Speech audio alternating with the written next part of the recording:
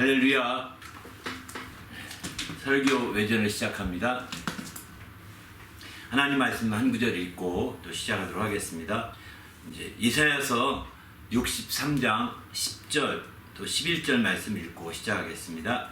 그들이 반역하여 주의 성령을 근심하게 하였으므로 그가 돌이켜 그들의 대적이 되사 친히 그들을 치셨더니 백성이 옛적 모세의 때를 기억하여 이르되 백성과 양떼의 목자를 바다에서 올라오게 하시니가 이제 어디에 계시냐? 그들 가운데 성령을 주시니가 이제 어디 계시냐? 이런 말씀입니다. 두 구절 말씀을 읽었습니다. 오늘은 이제 성령을 두신 이와 이스라엘이라는 제목의 말씀으로 1부와 2부에서 설교 나눴는데 그 설교 비하인드 스토리를 함께 나누는 시간을 갖도록 하겠습니다. 먼저는 오늘 방금 읽으신 말씀 본문에 성령을 그들 가운데 두신다고 하셨는데 이게 어떻게 이해해야 될까요? 여기는 이제 그들 가운데 성령을 두시는 이가 하나님이시죠.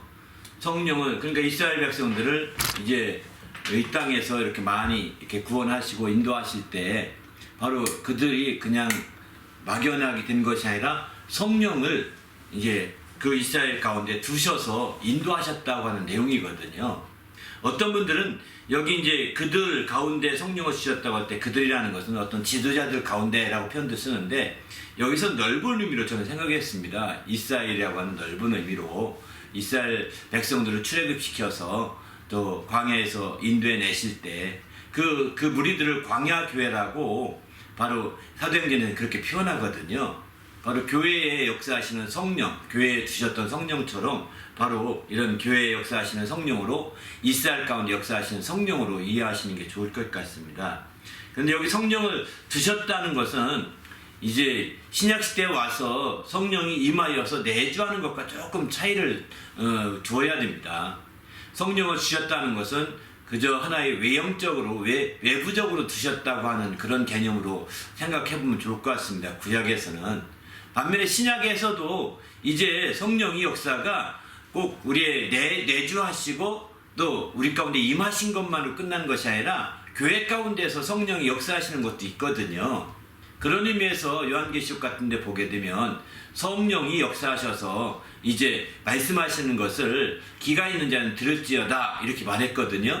그러니까 성령이 그 교회 가운데 역사하신다는 것을 봐야 되는 거죠. 개인 심령 가운데서 내주하신 성령의 역사로 끝나지 아니하시고 교회에서 이제 바로 교회에서 교회의 무리들을 성도의 무리들을 인도하시고 이끌어 가시는 성령의 역사도 있음을 보는데 그것은 마치 구약에서 이스라엘을 이끌어 가시는 성령의 역사로 이렇게 좀 생각해 볼 수도 있습니다. 그런 의미에서 성령의 역사가 구약처럼 외형적으로 또는 외부적으로 성령이 역사하시도록 성령이 그 안에 두시는 성령의 역사가 보통 구약에서는 그렇게 이해할 수 있는데 그래서 앞서서 말씀드린 것처럼 이제 성령의 감싸심, 성령의 감동하심에 대해서 얘기하거든요. 구약에서는 이때 감동하심이나 또는 감싸심이나 다 똑같이 사용하는 히브리어 그 단어를 보게 되면은 라베시라고 하는데 이 라베시라는 단어는 옷을 입히다 이런 의미거든요. 외형적으로 입힌다는 겁니다. 내 안에 내주하시는 기보다는 외형적으로 옷을 입히시고 또 그렇게 해서 마침내 그 성령을 거둬가실 수도 있는 거죠. 옷을 벗기실 수 있는 것처럼 거둬갈 수 있는데 그것을 시편 51편에서는 다윗이 걱정한 거죠. 자신이 범죄하였을 때 하나님의 성신을 거둬가실까봐 그게 근심하고 걱정했던 대표적인 예가 있는 거죠. 그 부분에 대해서는 지난주에 말씀을 드렸고요. 오늘은 이렇게 성령을 두심에 대해서 이렇게 집중적으로 좀 말씀드리고자 했던 거죠. 그 성령은 바로 앞서서 이제 성령의 감동하심, 성령이 하시는 역사, 이건 감동하심 역사인데 그런 것 또는 성령의 감싸심, 또 성령을 거두심 이런 모든 세 가지를 종합해서 오늘 성령을 두신 것에 대해서 얘기했다고 보시면 될 것 같습니다. 성령은 바로 신약처럼 내주하시는 성령보다는 외형적으로 외부적으로 성령이 계셔서 우리를 옷을 입히시고 마침내 데려가시고 인도하시고 이끌어가시는 이런 성령의 역사로 이해하는 게 바람직하지 않는가 그런 생각이 듭니다. 그럴 때 비로소 우리가 이제 바로 성령의 인도하신 가운데서 정말 성령이 이끄시는 대로 감으로 가나안 땅에 들어가셨던 것이 이스라엘 백성들이었죠. 그래서 이스라엘 백성들이 이렇게 성령이 이끄심 받던 그 광야 시대를 사도행전에서 사도들은 광야교회라고 특별히 이렇게 표현하고 있습니다. 광야교회라고. 그러니만큼 우리가 정말 신앙생활하면서 구약에서는 이스라엘 가운데 성령을 두셔서 역사하셨고 신약시대에 와서는 교회 가운데 성령을 주셔서 역사하시고 있다고 보시면 좋죠. 그런데 신약에 와서 한 단계 더 들어가서 교회 안에 두시는 성령으로 끝나지 아니하시고 이제 그 성령이 한 성도 한 육체에 성령을 부어주신다고 이렇게 구약에 예언했는데 그 예언한 말씀이 성취되어서 성령이 내주하시게 되고 임하시게 되고 성령으로 침례받는 그런 역사까지 신약에 와서는 좀 더 구체적이고 실제적으로 이제 성령을 내적인 측면에서 체험할 수 있도록 이끌어 주신다고 하는 점이 구약과는 가장 큰 다른 점인 것 같습니다. 그러나 이제 이 모든 것들을 다 성령을 주셨다라고 표현할 수 있는 거고 이 성령을 주셨다고 했던 표현 가운데 이제 그런 예언했던 사람이 에스겔입니다. 에스겔은 내 영을 이제 너희 속에 두어 이렇게 말하거든요. 내 영을 너희 속에 둔다고 에스겔서 37장 14절에 이렇게 말씀하거든요. 내 영을 너희 가운데 둔다는 거예요. 똑같죠. 그러니까 이렇게 너희 가운데 두어서 이제 살아나게 하는 이건 신약 시대에 성령을 우리 가운데 두셔서 우리 심령을 살아나게 하는 것을 대표적으로 말씀하는 예언이라고 볼 수 있는 거죠. 이 내 속에 둔다는 이런 표현을 요에서에서는 예언하기를 내 영을 만면에게 부어주리니 라고 이렇게 표현합니다. 부어준다고 표현하고 있습니다. 막연하게 두는 것이 아니라 성령을 부어주신다는 겁니다. 이렇게 해서 마침내 이제 우리를 살리시는 역사를 나타나게 있는 거죠. 이 두 가지 예언이 성령에 대해서 내 영에 대해서 이렇게 말씀하시면서 두 가지 예언의 말씀이 있는데 그 중에서 사도 베드로가 인용했던 말씀은 요에서 말씀만 인용합니다. 사실은 요에서 말씀만 인용하면서 이제 사도행전 2장 17절 18절에서 이제 내 영을 모든 육체의 말세에 부어주리니 이렇게 표현하죠. 내 자녀들은 예언할 것이요 너희 젊은이들은 환상을 보고 너희 늙은이들은 꿈을 꾸리라 이렇게 하면서 말씀하고 있는 거죠.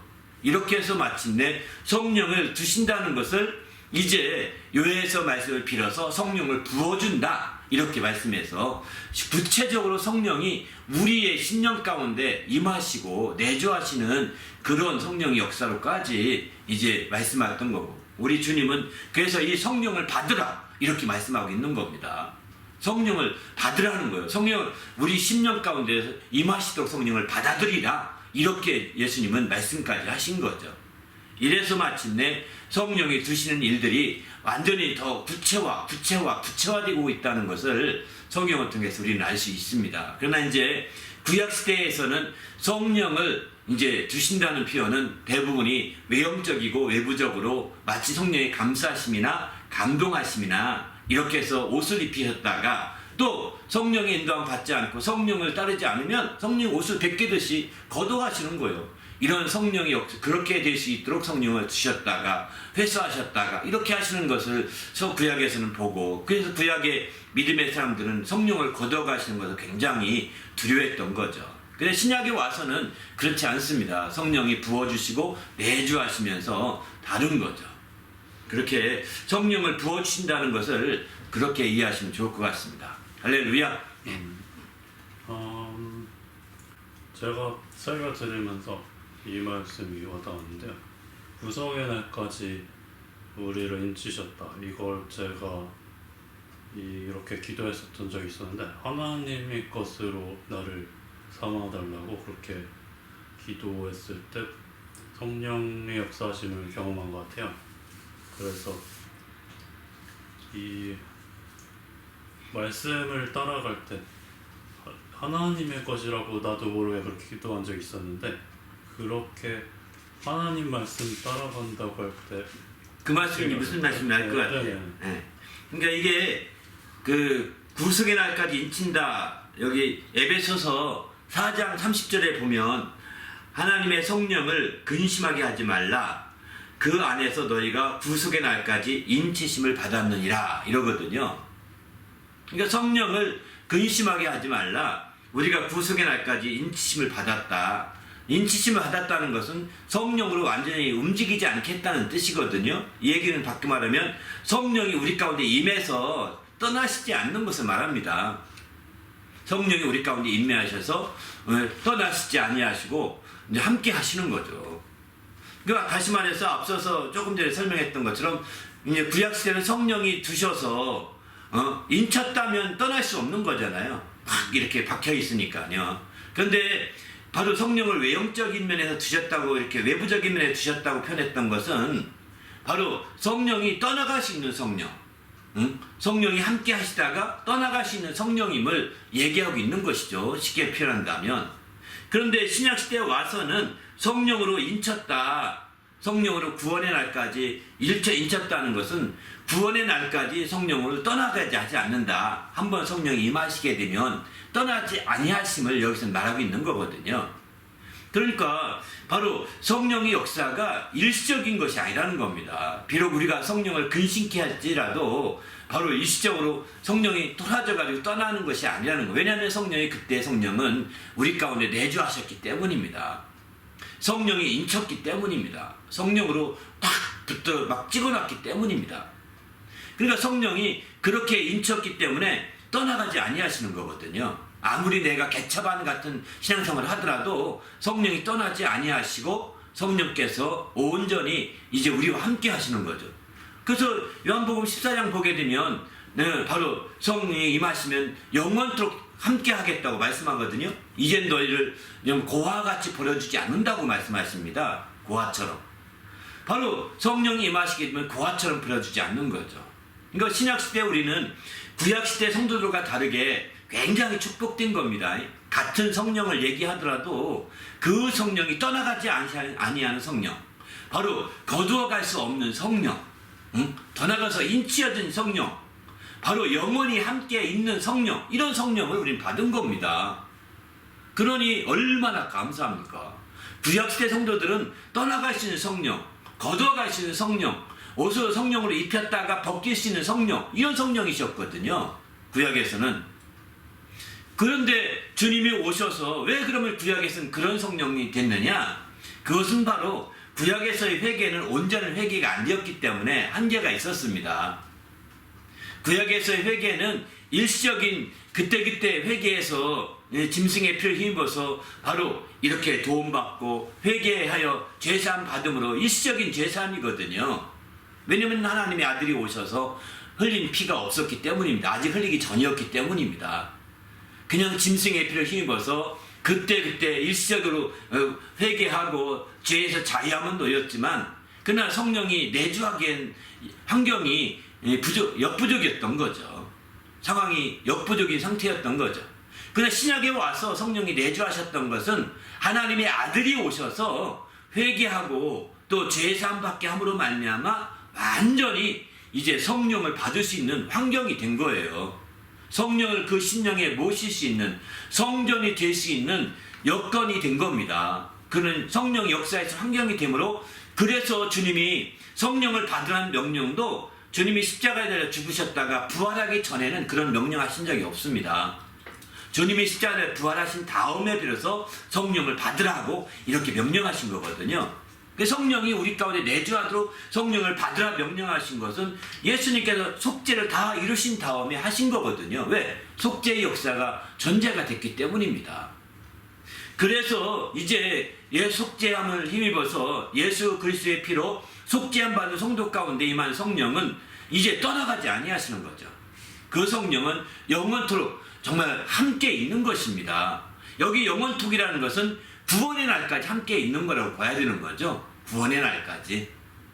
그래서 구원의 날까지 인쳤다는 것과 그런 표현이 인간으로 본다면 영원토록인 거예요. 구원의 날까지 함께 있는 것이. 그죠? 그렇게 해서 그러나 이제 주님 우리가 부활하고서 이제 이렇게 될 때는 성령이 그때는 다른 거죠. 달리 인도하시게 되는 거죠. 그러나 그 뒤에 부활하신 이후의 성령의 역사에 대해서는 성경에 많이 더 연구해야 될 것 같습니다. 그러나 어쨌든 구원의 날까지 인쳤다는 거 본다면 그때까지 우리가 이 땅에 살아있는 동안에는 우리가 비록 이제 회개해서 성령을 받은 이후에 다시 타락해서 개차반 되더라도 성령이 바로 이제 떠나가지거나 우리를 고아처럼 내버려두지 아니한다고 하는 것을 성경 말씀을 통해서는 확인할 수 있는 거죠. 그래서 이렇게 성령이 인쳤기 때문에 우리가 근심하게 해서는 안 된다라고 이렇게 말하고 있는 거죠. 그래서 우리가 성령이 인쳐달라고 기도하는 것은 성령을 받게 해달라고 기도하는 것과 똑같은 것이고, 또 성령을 받게 해달라는 것은 성령이 임하셔서 내주해달라고 하는 것과 똑같은 기도입니다. 같은 다 내용이에요. 이 얘기는 바꿔 말하면 성령으로 침례받게 해달라고, 성령의 충만을 받게 해달라고 하는 기도와 똑같은 기도 제목입니다. 똑같은 레벨의 말씀이라고 이렇게 보셔야 합니다. 그래서 우리가 이 성령으로 인친다는 건 굉장히 중요한 거죠. 그래서 그런 확신을 갖는다는 것은 굉장히 중요한 것 같습니다. 바로 우리 육신이 있는 동안 성령은 계속 그런데 이제 그러면 한번 물을 겁니다. 성령이 우리가 임하셨는데, 우리 속에 임하셨는데 우리 육신이 어리석어서 육체의 소욕을 따라서 막 흘러가면 성령을 어떻게 하시냐? 떠나갈 수도 없고, 성령을 또 우리 속에서 성령 빠져나갈 수도 없고, 어떻게 하느냐? 그때는 로마서 8장 26절 27절 말씀처럼 그때는 성령께서 우리 연약함을 도우시려고 하시려고 오셨는데 너무 안타까우니까 탄식하면서 기도하신다는 겁니다. 성령을 근심시키는 거라고 볼 수 있는 거죠.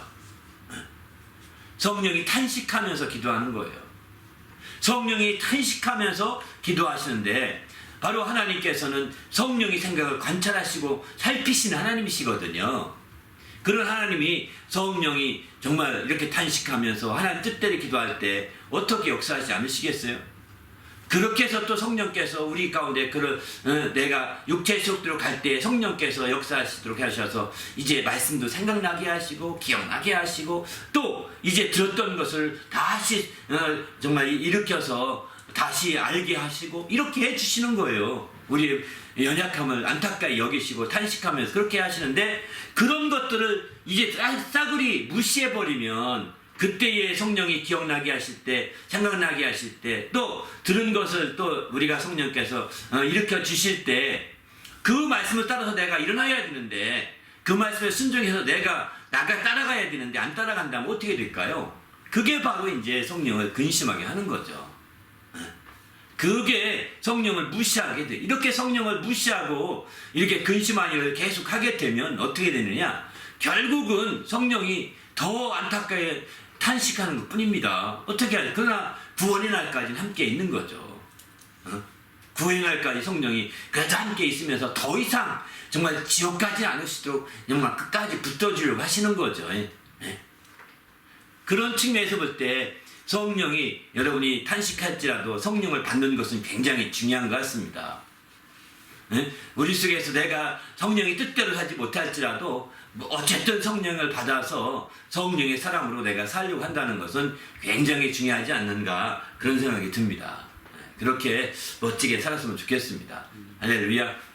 방금 말씀하신 거에서 성령이 오직 들은 것을 말한다 하셨는데 이 말 들은 것이란 예수님을 말하는 건가요?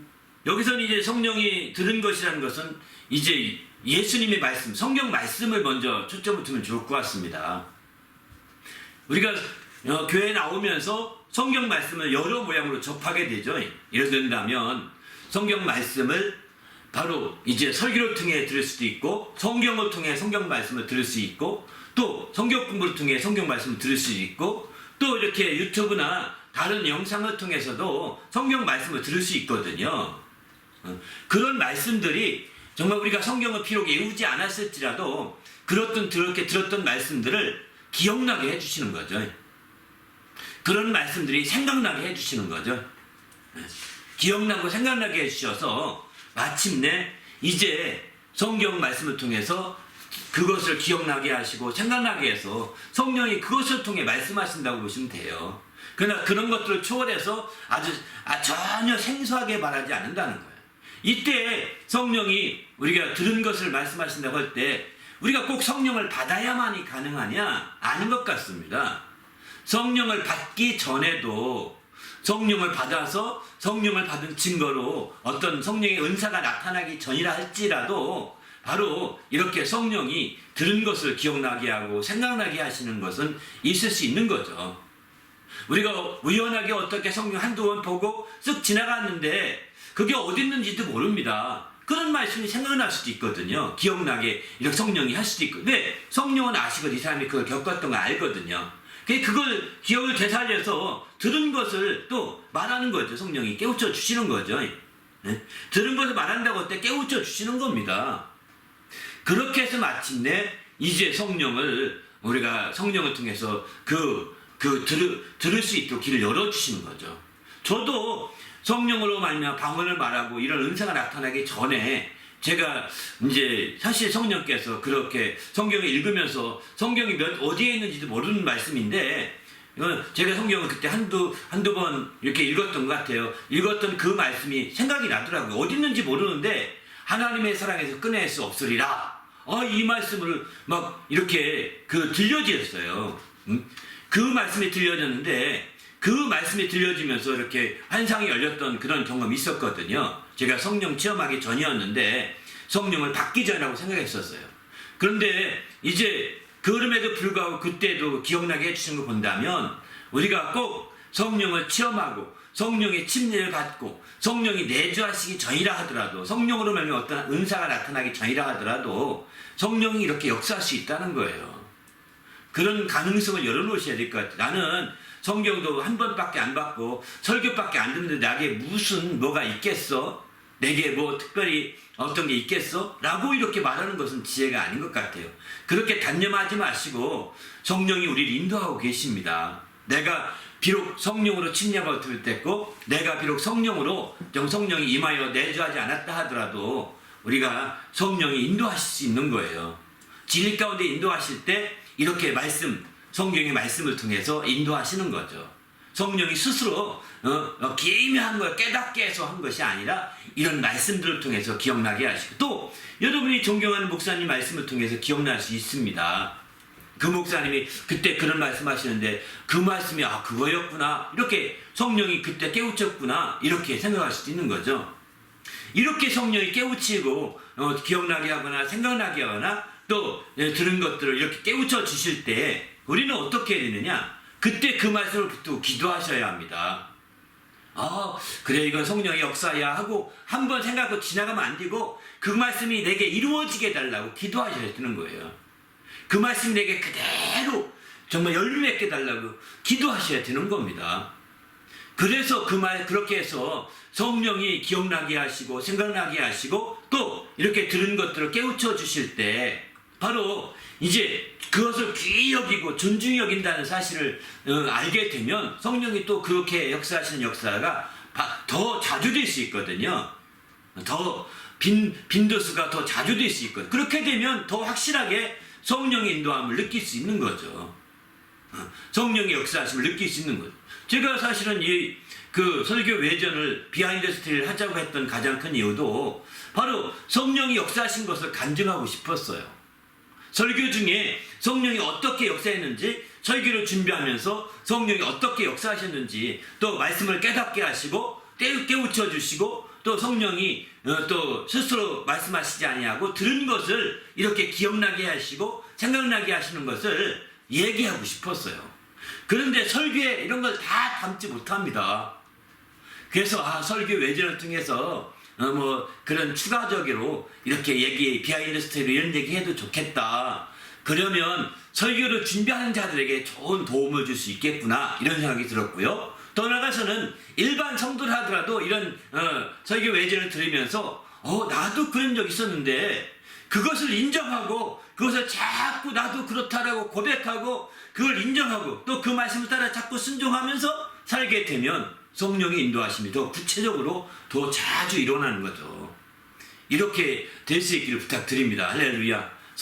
이 설교 외전을 듣는 여러분들이 정말 조금만 성령의 역사하심을 인정한다면 성령의 인도하심을 인정할 수 있다면 성령은 더 자주 여러분의 삶을 더 알차게 인도하신 걸 경험할 것입니다. 그러면 우리의 삶이 신앙생활에 큰 기쁨과 재미를 회복할 수 있습니다. 이런 재미와 기쁨을 회복하시길 바랍니다. 할렐루야. 멋진 그 신앙생활이 됐으면 좋겠습니다. 네. 또 질문이 있는데요. 성령을 근심하게 하더라도 성령은 끝까지 도와주시려 하시는데 아버지께서는 성령을 거역하거나 모독한 것들을 용서하지 않는다 하셨는데 어떤 것인지 한번 얘기해 주세요. 제가 이제 설교 중에 이렇게 말씀드렸을 것입니다. 성령을 근심하게 하지 말라. 바로 구속의 날까지 인치심 받았기 때문에 그렇다. 이렇게 말씀드렸고요. 그런데 이제 오늘 본문에서는 성령을 근심하게 했던 가장 큰 이유는 그들이 반역해서 근심하게 했다. 이렇게 나오거든요. 본문에서는 1장 이사야서 63년 10절에 보면 그들이 반역하여 주의 성령을 근심하게 하였다. 이렇게 말하거든요. 반역하게 되면 하나님께 반역하게 된다면 또 영적 지도자들에게 반역하게 된다면 이게 주의 성령을 근심하게 하는 겁니다.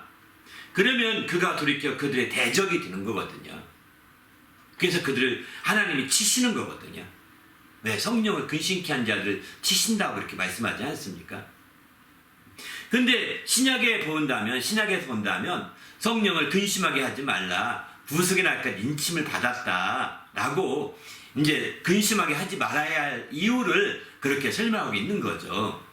그런데 성령을 근심하게 하는 대표적인 이유를 이제 마태복음 12장에서 예수님이 말씀하신 말씀으로 전 말씀드리고 싶었습니다. 바로 성령을 모독하는 것, 그리고 성령을 거역하는 것이 바로 이제 성령을 근심하게 하는 것이라고 이렇게 생각이 듭니다. 여러 가지 생각을 해보면서 이게 바로 성령을 대표적으로 근심하는 거다. 그 신약에 와서는 어떤 반역한다 이런 개념보다는 바로 이제 이렇게 성령을 모독하고 성령을 거역하는 이런 행위들이 바로 성령을 그야말로 이제 근심케 하는 거죠. 이거는 탄식할 정도가 아니잖아요. 그런데 주님이 경고하시지 않습니까? 바로 이제 사람이 모든 죄나 모독하는 것은 다 사함을 받을 수 있지만 성령을 모독하는 것은 사함이 없다, 사하지 않는다, 못한다라고 분명히 마태복음 이제 12장 말씀하고 있는 거죠. 바로 그런 측면에서 본다면 이제 성령께서 여기서는 분명하게 얘기하고 있는 것이죠. 또 12장 또 이후에 보게 되면 거기 12장 32절에 31절에 그렇게 말씀해 사심을 얻지 못하게 했다고 말하고 32절에 보면은 누구든지 말로 인자를 거역하게 되면 사심을 얻을 수 있지만 말로 성령을 거역하면 이 세상과 어느 세상에도 사함이 없다 이렇게 보는 거죠. 그러니까 여기서는 우리가 생각할 때는 성령을 모독하는 게 훨씬 더 큰 것 같은데 모독하는 것보다 거역하는 게 훨씬 더 크게 취급하고 있는 것 같습니다. 그래서 이렇게 생각해 본다면 성령이 모독하는 것은 성령을 모르고서 이렇게 성령에 대해서 이제 성령에 부정하거나 성령의 역사를 사단의 역사로 이렇게 아주 그렇게 매몰차게 부정하는 행위들을 다 성령을 모독하는 것으로 마태복음 12장 앞부분에서 쭉 얘기하고 있습니다. 그래서 귀신을 쫓아내는 것 보고 바로 귀신의 영화 바알세불을 힘입어 쫓아내는 것이다 라고 말하니까 예수께서 이 말씀 하시는 거거든요. 바로 그들은 성령을 대표적인 모독이라고 볼 수 있는 거죠. 성령에 대해서 모르니까 지금 그러는 거거든요. 그러니까 성령을 거역하는 것은요, 성령을 아는 자들이 하는 겁니다. 성령을 아는 자들이, 모르는 자들은 모독할 수 있습니다. 성령을 부정하면서 성령의 역사를 사단의 역사라고 매도하게 되면 이게 이 성령을 모독하는 거죠. 그러나 반면에 성령을 아는 자들은 모독이 아니라 성령을 거역하는 거죠. 거역의 대표적인 게 반역이라고 볼 수 있는 거예요. 반역도 이 성령이 거역하는 반열에 속한다고 볼 수 있는 거죠. 반역이라는 것은 알다시피 이제 성령이 지금 이스라엘 가운데 역사하신 모든 게 성령 역사 가운데 하시는 역사인데 그것을 부정하고 그런 성령 역사를 그렇게 많이 경험했음에도 불구하고 그것을 이제 거역하는 것은 거역하게 되면 반역할 수밖에 없거든요. 이런 경우에는 바로 이 세상에서 용서하지 않는 겁니다. 그래서 그들이 다 죽었잖아요. 그렇지 않습니까? 그들이 광야에서 이렇게 배역한 자는 하나님이 대적이 되어서 하나님이 그들을 치셨다고 하지 않습니까? 그게 언제? 이 세상에서 치신 거예요. 구약에 보게 되면. 신약에 와서는 신약에서도 예수님이 성령을 거역하는 경우는 이 세상과 오는 세상에서도 사하심을 얻지 못하리라 이렇게 말하거든요. 이 세상과 오는 세상에서 사하심을 얻지 못하리라 이렇게 말합니다. 이런 차원에서 볼 때 성령을 거역하는 것은 굉장히 큰 문제임을 더 얘기하고 있는 거죠. 그러면 여기서 성령을 거역한다는 것이 무엇냐? 이것은요, 이제 죄를 짓는다는 차원과 좀 다른 차원에서 보셔야 합니다. 성령을 거역한다는 것은. 다시 말해서 성령을 거역하게 되면 구원을 받을 수 있느냐 없느냐 이렇게 단도직입적으로 묻는다면 성령을 거역하는 것은 또 성령을 모독하는 것, 성령을 근심케 하는 것은 구원의 문제와는 좀 차원이 다르다고 보셔야 됩니다. 구원 이후의 문제라고 보셔야 됩니다. 그들이 구원받기 전에는 성령을 근심케 할 수가 없는, 불신자가 말하는 것 가지고 성령을 근심하지 않습니다. 불신자가 말하는 것 가지고 불신자가 말하는 것까지 근심하지 않거든요. 성령을 모독하는 것에 불과하니까요.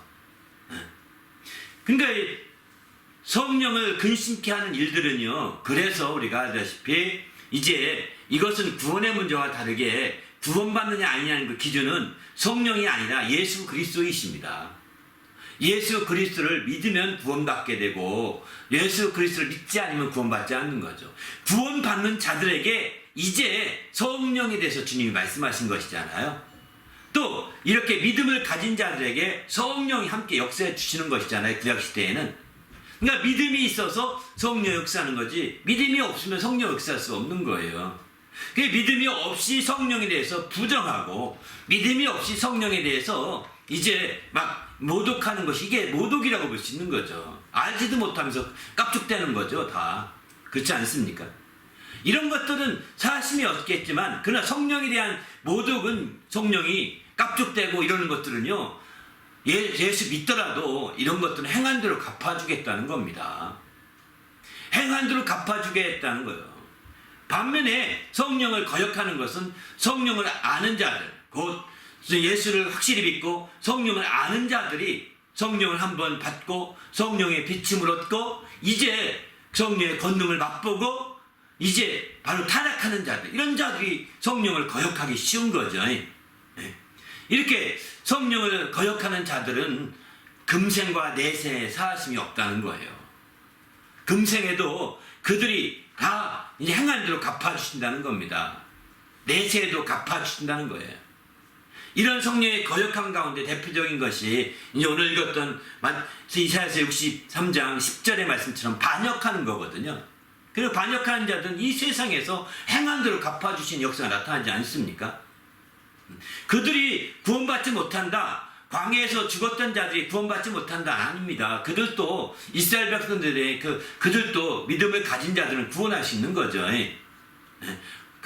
그러나 그 다음 세대는 구원받고 그 전 세대는 광야에 죽은 자는 다 구원받지 못해. 그러면 모세도 광야에 가나안 땅에 들어가지 못해서 죽었으니까 구원받지 못하나요? 아니잖아요. 그죠? 그러니까 우리가 가나안 땅에 죽은 자 모세와 마찬가지로 가나안 땅에서 들어가지 못하고 광야에서 죽은 그 모든 믿음의 사람들은 그 믿음이 있으면 그들도 이제 구원의 길이 열릴 수 있는 것이죠. 그러나 이제 알다시피 신약에 와서 이제 똑같은 적용이 돼버린 거죠. 그러나 이제 그들이 믿음이 있음에도 불구하고 믿음이 적용을 못해서 이렇게 반역하다가 죽은 거죠. 그거는 주님이 물어보는, 그래서 그 주님이 행한 대로 갚으실 때는 두 가지거든요. 칭찬하느냐 책망하느냐, 둘 중에 하나지 않습니까? 칭찬하게 되면 상을 주시는 거, 책망하면 벌을 주시는 거거든요. 바로 책망해서 이들을 주님이 처하시는 거죠. 벌에 처하시는 겁니다. 그들을 치셔서 땅이 그들이 가나안 땅에서, 아니 광야에서 죽게 되는 것이죠. 이게 대표적인 그런 거역했던 그런 경험을 볼 수 있는 거죠. 우리도 주님 안에서 이렇게 성령을 여러분이 정말 모른다고 할 때는 대개가 이제 불신자일 때가 되게 모르는 겁니다. 신앙이 거의 없을 때가 모르는 것이. 그런 때는 성령에 대해서 모독하는 것입니다. 일반적으로. 아이 그때 아이 과학시대 무슨 성령이 있어. 이런 것들은 성령을 모독하는 거죠. 신성 모독이라고 하죠. 그러나 알지도 못하고 그냥 교리에 맹종하듯이 사는 거 이런 것들은 성령을 모독이라고 할 수 있는 거죠. 그러나 구원의 문제는 그것도 구원받을 수 있어요. 그러나 그렇게 여러분이 모독을 하더라도 수시로 모독하고 나는 그걸 믿으면 진짜 안 된다고 하면 이런 식으로 여러분이 아주 우스꽝스럽게 계속 한다면 행한 대로 갚으실 겁니다. 그때 행한 대로 갚으실 때 바로 신약성 언제부터 갚아주시느냐? 바로 마지막 심판의 부활을 통해서 행한 대로 갚으시거든요. 그때 시점에서. 그러나 여러분이 성령에 대해 몰랐었다가 자꾸 말씀을 듣습니다. 그러면서 성령이 그렇지 않다 알고 이제 성령을 체험도 했고 경험도 했습니다. 그럼에도 불구하고 이제 성령을 그때는 성령을 알게 됐으니까 거역하는 쪽으로 가는 거죠.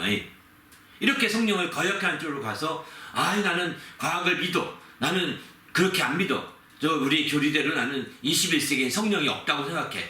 그거 믿는 건 다 사단이요, 이탄이요. 그들은 우리가 용납해서는 안 돼. 하면서 막 그들을 부셔야 돼. 막 극우적으로 나간다고 한다면 당신의 삶은 하나님이 어떻게 할지 모르고 이 세상에서 이 세상에도 하나님이 당신이 행한 대로 하나님이 갚아 주실 수도 있는 거예요. 이 세상에서.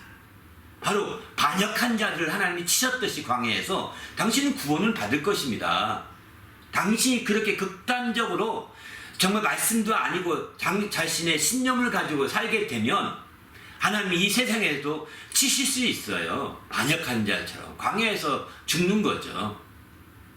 그래서 이 세상에서도 책망하시는 거예요. 벌하시는 겁니다. 성령을 속이고 성령을 우습게 여기고 이게 다 거역하는 거 아니겠어요? 그러니까 아나니아와 삽비라를 이 땅에서 치셨어요. 여러분이 그게 남 얘기 생각해서는 안 됩니다. 치셨어요. 하나님이. 이 땅에서도 성령을 거역했기 때문에 그런 거예요. 마음속에 성령을 정직하게 말해라 함에도 불구하고 아닙니다. 아니 성령을 속이는 거예요. 이게 다 거역이죠. 아마 그 속에서 성령이 문을 두드렸을 것입니다. 정직하게 말해야지. 그거 정직하게 말해도 괜찮은 거야. 그런데 자기 자존심이 아나니아 삽비라의 경우에 아니야 이 정도는 괜찮을 거야. 자기 신념이에요.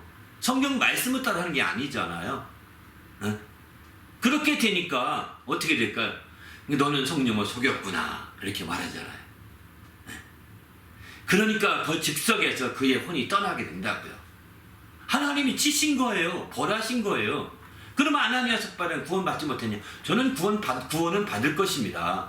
그러나 그가 정말 이제 성령을 거역했기 때문에 특별하게 이 세상에서 그를 하나님이 정말 사하지 아니하시고 행한 대로 갚아주신 거죠. 이해되십니까? 그런데 행한 대로 갚아주시는 그날은 언제냐? 정상적인 그날은 최후의 심판날에 그렇게 하는 거거든요. 최후의 심판날에.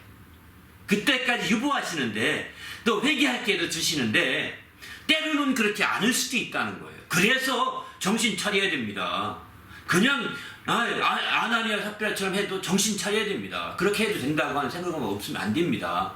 아나니아 삽비라가 유일한 거니까 그게 한 번도 없잖아요. 있는지 모릅니다. 우리가 모를 뿐인 겁니다. 정신 차려야 합니다. 성령을 거역하는 일은 정말 우리가 성령을 몰라서 모독할 때는 어쩔 수 없을지 모르겠지만 그거는 우리가 마지막 심판 때까지 유보해 주시는 것 같아요. 그러나 성령을 알고도 거역하는 일부러 거역한다는 건 일부러 그렇게 하는 거거든요. 일부러 그렇게 거역한다면 이 부분에 대해서는 이 세상에서도 사하지 아니하시고 오는 세상에 사하지 않는다는 거예요. 오는 세상에 사하지 않는 문제에 대해서는 심판 때 주님이 행한 대로 갚아주실 것입니다. 바로 그때에 상급위를 주실지 책망으로 주실지 모르겠습니다. 칭찬으로 주실지 책망으로 주실지 모르겠습니다.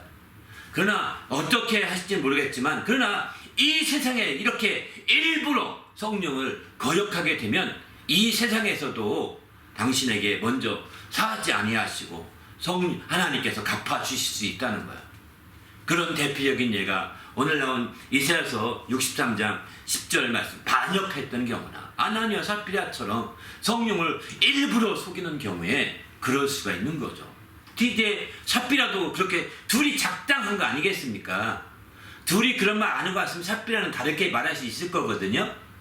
둘이 다 이렇게 꿍꿍이 속 얘기 다 해놓으니까 일부러 속이는 거예요. 내가 삽비라한테 말하잖아요. 내가 아나니와 작당을 했다는 거예요. 이런 식으로 일부러 하게 되니까 바로 행한 대로 갚아주시되 칭찬이 아니라 책망하시는 거죠. 이런 책망을 듣고 그들을 영혼을 취하시는 것입니다. 지금 시점이 저들이 오히려 구원받는 것이 나올 수 있겠다고 생각하는 거죠. 지금 시점이.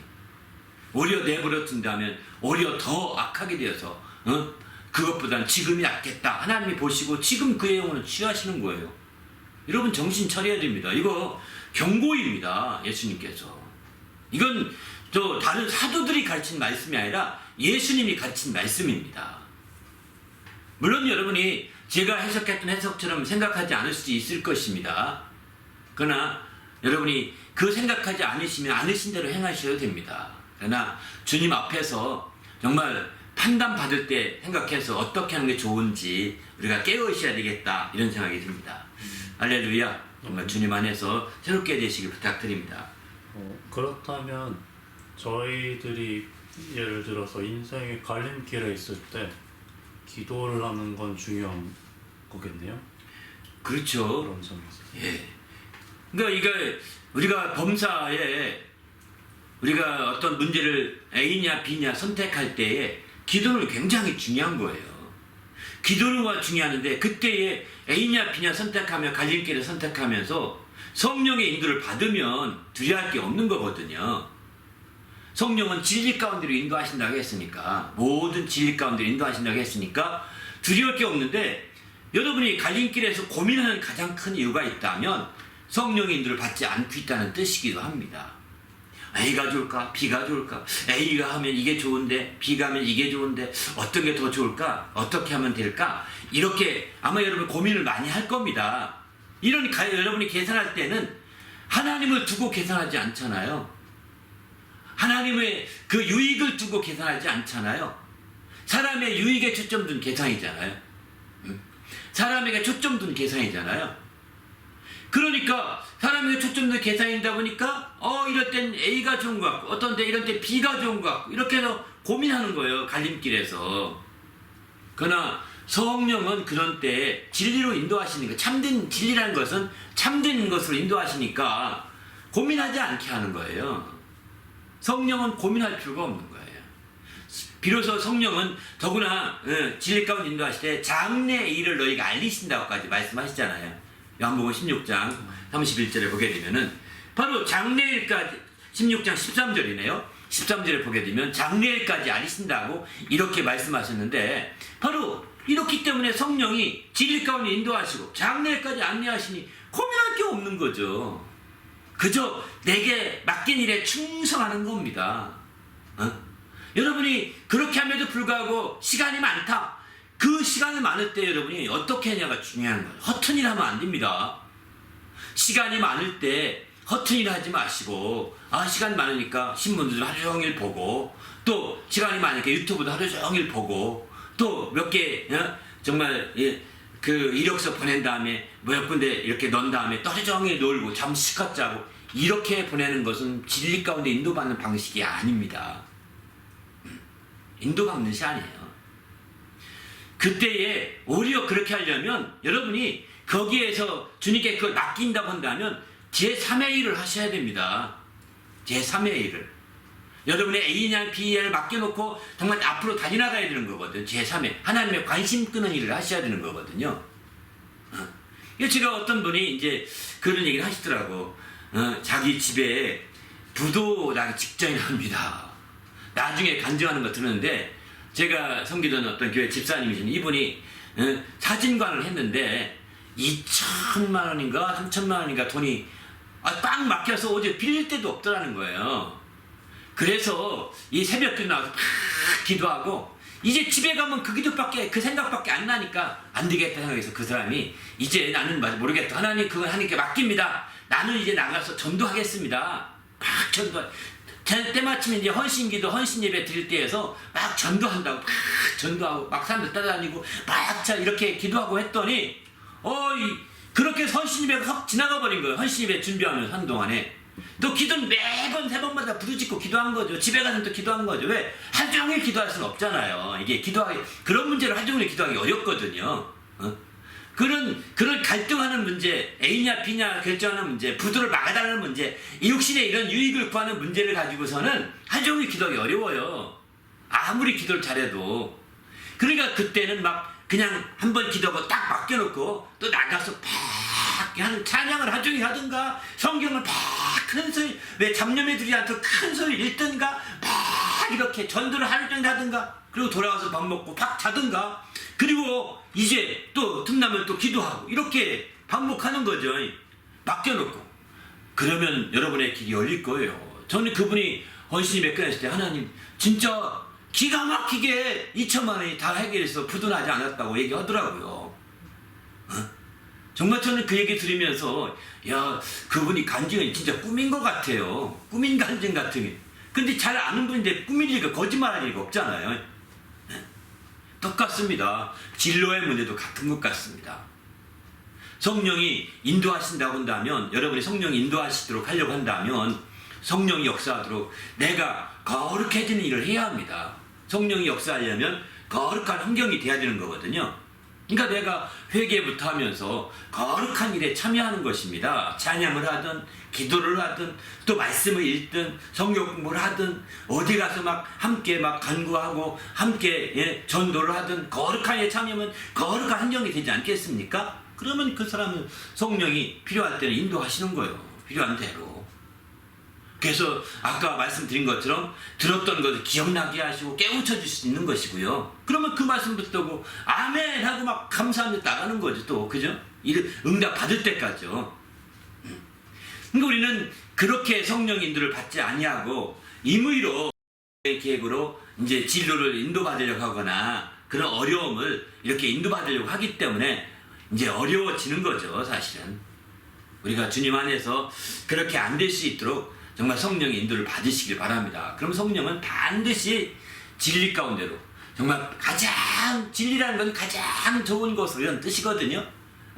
그거보다 더 좋은 게 뭐가 있겠습니까? 내가 계산할 때 B 회사가 좋을 것 같아도 A로 가라갈 수도 있거든요. 성령께서는. 그럼 A 가는 겁니다.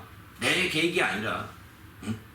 이렇게 그럴 마음으로 내 마음을 열어놓고 성령께 맡기는 거죠. 그리고 나는 관심을 끌려고 하는 거예요. 근데 어떤 사람들은 시간이 많다고 하니까 실컷 노는 거예요. 여행, 그렇게 여행되어 있는 거예요. 여행. 그거는 허비하는 겁니다. 시간을 허비하는 거예요. 거룩해지는 것이 아닙니다. 불신자들이 그 복잡함만 잊어버리려고 여행 가고 막 그렇게 하는데 불신자 방법이잖아요. 우리는 불신자 같아서는 안 되거든요.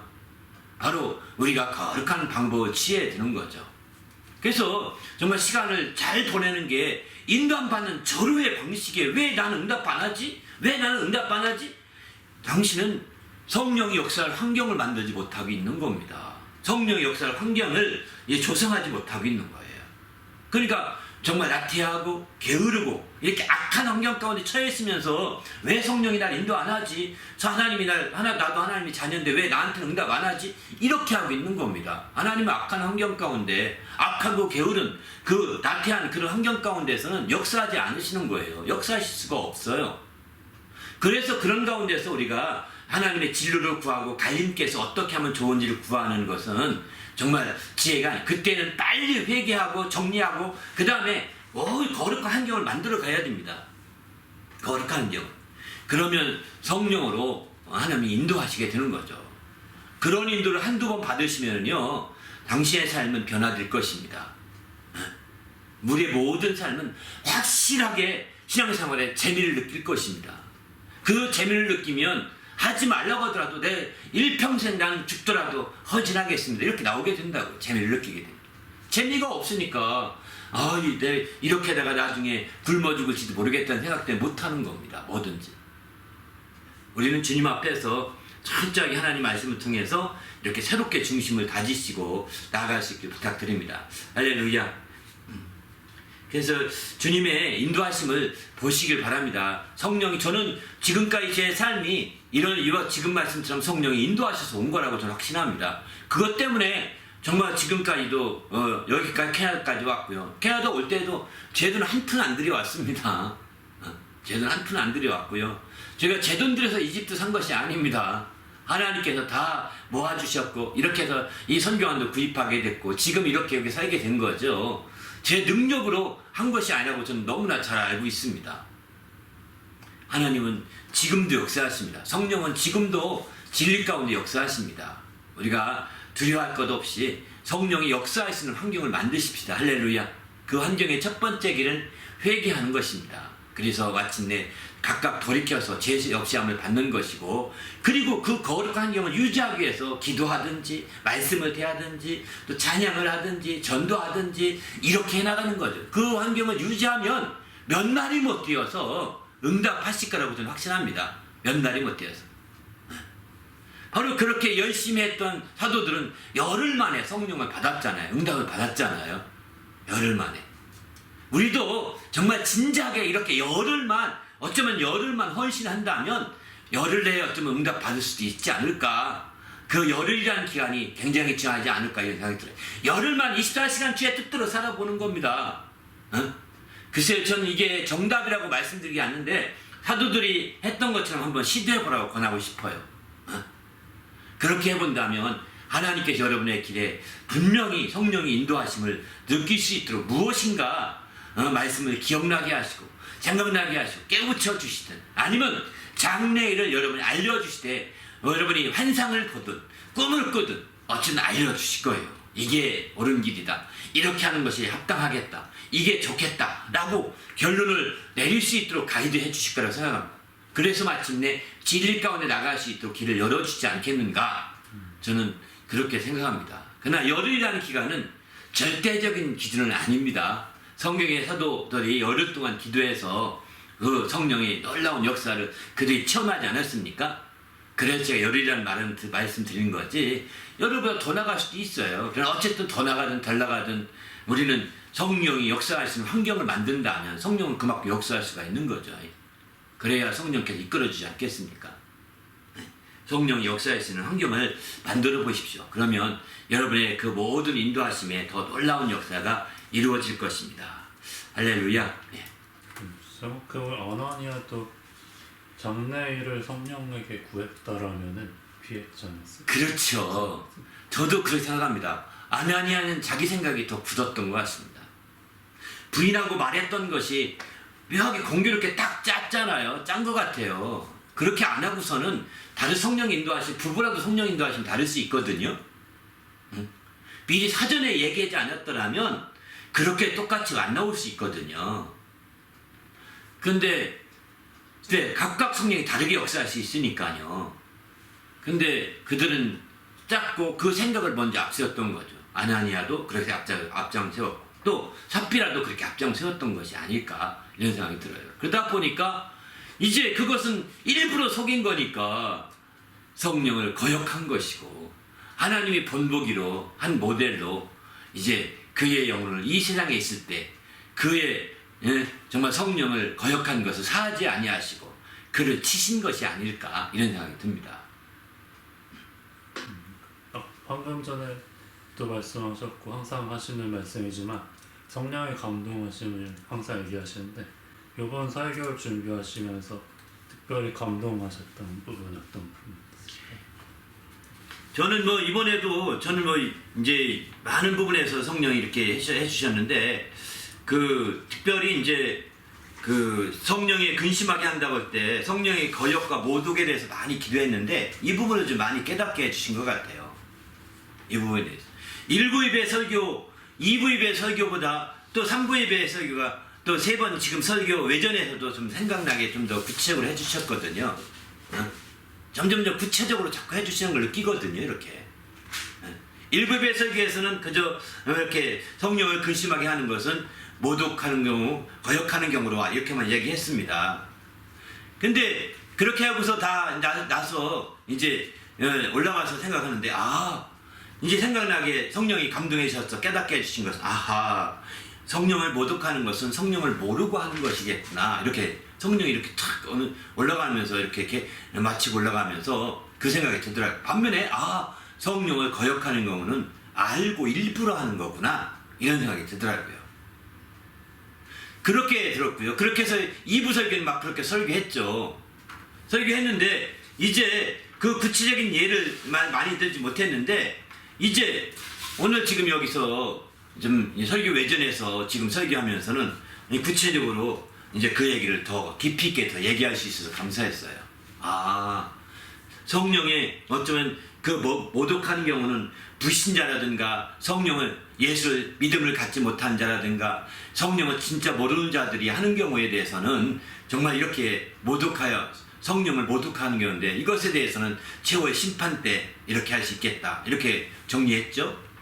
반면에 성령을 아주 거역하는 경우는 일부러 거역하는 아는데도 불구하고 거역하는 건데 이렇게 아주 쌩쌩하게 일부러 거역하는 경우는 성령이 정말 이 세상에서도 사하시지 않는다는 거예요. 또 오는 세상에도 사하시지 않는다는 거예요. 이 표현을 들으면서 바로 구약의 그 반역해서 하나님이 치신 것도 그 예를 들었죠. 근심하게. 또 여기에 아나니아 삽비라도 그 생각이 지금 번뜩 들은 깨닫게 해주신 말씀이에요. 사실은 이 세상에서 바로 사하심을 사하지 않아서 나타난 하나님이 치신 대표적인 예가 될 수 있겠다라는 생각이 들었습니다. 그러나 이제 그렇지 않다면 다행히도 주님의 재림 때까지 유보하신 거예요. 다행이죠.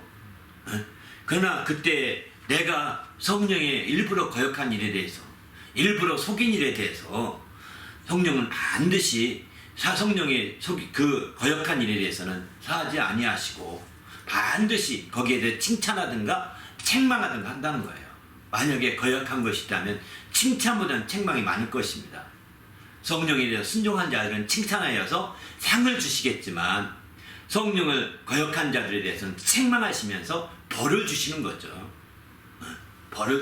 벌점을 주시는 거죠.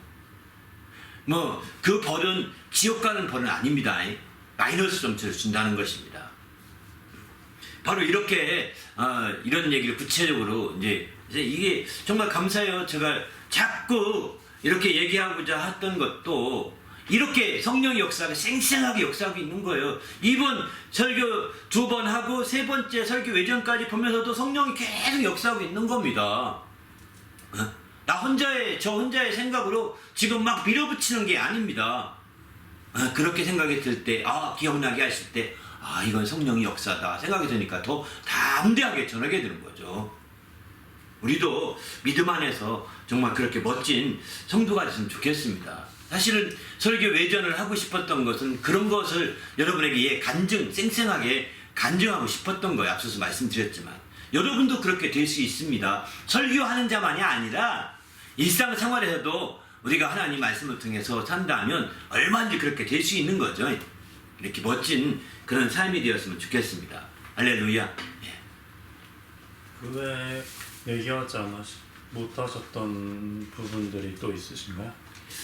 사실 오늘 또 말씀을 많이 준비했는데 성령이 역사하셔서 많은 부분에 깨닫게 하셔서 많이 못 얘기했어요. 제가 9가지를 이렇게 설교해서 준비했는데 한 2-3가지 정도는 설교 못했던 것 같아요. 그 중에 못했던 아주 1부나 2부에서 언급도 못했던 것은 맨 마지막 9번의 설교 문제인데 바로 그럼 주의 성령을 이스라엘 가운데 주시는데 본문에서는 어떻게 준다고 했느냐, 주신 성령을 따라가게 되면 어떻게 된다고 했느냐, 그 말씀에 대해서는 언급하지 못했어요. 오늘 잠깐만 말씀드리면 이왕이면 이사야서 63장 14절 보게 되면은 여호와의 영이 그들을 골짜기로 내려가는 가축같이 편히 쉬게 하셨도다 이렇게 표현하죠. 하나님의 성령을 이스라엘 가운데 두어서 인도하셨는데 그런 성령을 주셔 인도하시는데 그 인도하시는 성령을 따라서 가게 되면 어떻게 되냐, 하나님의 영이 그들을 골짜기로 내려가는 가축같이 편히 가게 한다는 거예요. 편히 쉬게 한다는 거예요. 여러분 골짜기 올라가는 게 힘들겠습니까? 내려가는 게 쉽겠습니까? 산 위에서 골짜기 내려가는 건 진짜 쉽잖아요. 더구나 사람들은 뭐하지만 이 가축들은요, 그 내려가는 것은 너무 쉽고 힘도 별로 안 들인다고 그러거든요. 성령이 인도하시면 이렇게 쉽게 쉬면서 갈 수 있다는 거예요. 그래서 그 결과 주께서 이와 같이 주의 백성을 인도하사 이름을 영화롭게 하셨다, 이렇게 표현하고 있거든요. 성령의 인도를 받으면 주의 성령을 우리의 정말 이스라엘 가운데 두셨는데, 그 두신 성령의 인도를 받으면 바로 주의 백성들이 인도하셔서 정말 그 이름을, 하나님의 이름을 영화롭게 하시는 놀라운 역사가 있는 거죠. 놀라운 역사가. 오늘날 우리가 성령의 인도를 받기를 간절히 원하는 이유가, 어떤 진로 앞에서나 또 어떤 삶 가운데서 성령의 인도를 간절히 바라는 이유가 그거입니다. 우리 가운데 임하신 성령, 우리 가운데 드시되 특별히 우리 가운데 내주하신 성령, 그 성령의 인도를 받게 되면 우리는 정말 주의 이름이 영화롭게 우리를 통해서 영광을 받으시게 되는 거죠. 그리고 우리가 나가는 성령의 인도를 받으면 그들을 골짜기로 내려가는, 그 골짜기로 내려가는 가축처럼 아주 쉽게 움직일 수 있다는 것입니다. 편하게 앞으로 나갈 수 있다는 것입니다. 골짜기에 산이 올라가는 게 좋겠습니까? 산에서 골짜기로 내려가는 게 좋겠습니까? 성령은 우리의 산에서 골짜기로 내려가는 것처럼 아주 쉽게 쉬는 것처럼 편하게 아주 인도하신다고 말하고 있는 거죠. 그런 놀라운 역사가 성령 인도를 받으면 이루어지게 됩니다. 그리고 마침내 이제 주의 이름이 영화롭게 되는 것이죠. 그 백성을 통해서, 그렇게 성령의 인도받은 사람을 통해서 그 이름을 인도하사 이름을 영화롭게 하셨다고 이렇게 말합니다. 주의 이름을 영화롭게 하시는 거죠. 그래서 그 주의 영광을 돌리는 역사가 나타나는 귀한 삶이 이루어지는 거예요. 우리도 성령으로 살자고 한 해 동안 우리가 사는 것은 이와 같은 일 때문에 그런 것이죠. 우리도 성령으로 살고 성령으로 행하셔서 이렇게 주님의 이름을 영화롭게 하고, 더 나아가서는 아주 쉬운 주님의 역사를 이루시길 바랍니다. 할렐루야. 함께 기도할 때 하나님 인도하셔서 우리가 주님 앞에서 이렇게 멋진 주의 영광을 드리는 삶이 되도록 성령의 인도함 받고 성령으로 행하고 성령으로 사는 그런 삶이 되게 해달라고 간절히 기도합시다.